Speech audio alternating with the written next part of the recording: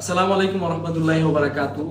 আমাকে অনেকক্ষণ থেকে এসএমএস এবং কমেন্টের মাধ্যমে বা কলের মাধ্যমে অনেক দেশ থেকে সৌদি, দুবাই, কাতার থেকে শুরু করে কানাডা থেকে পর্যন্ত ফোন দিয়েছেন যে মালয়েশিয়াতে জাহিদ নামে যে ছেলেটা কি সমস্যা হয়েছে।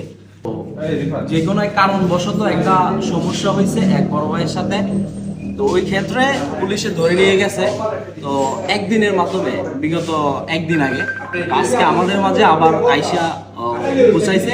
শুকরিয়া অবশ্যই সবাইকে, শুকরিয়া মহান রব্বুল আলামিনের কাছে। তো যারা বাইরের থেকে ভিডিওটা দেখতেছেন, বাইরের দেশ থেকে সবাইকে বলবো আপনাদের ওই বিষয়ে আর কোনো কিছু বলার দরকার নাই। জাহিদ আমাদের মাঝে আবার পৌঁছাই গেছে। সবাইকে অসংখ্য ধন্যবাদ। জাহিদকে দিয়ে গেছে, এটা ভালো কথা। আপনি বলছেন, আপনার কথা আমরা মানছি, কিন্তু জাহিদ একটি সরল সহজ মানুষ। তাকে ওই বড় ভাই না, ও একটা কুলঙ্গার। ও কিভাবে ওকে এভাবে হয়রানি করলো, ওর বিচার করতে হবে। যদি আপনারা বিচার করতে পারেন তাহলে অবশ্যই করবেন, কারণ এটা আমরা চাই না। ঠিক আছে, আর একটা মানুষের সাথে করবে, এটা আমরা দেখতে পারবো না। অতএব ওর বিচার করতে হবে, এটাই বলবো।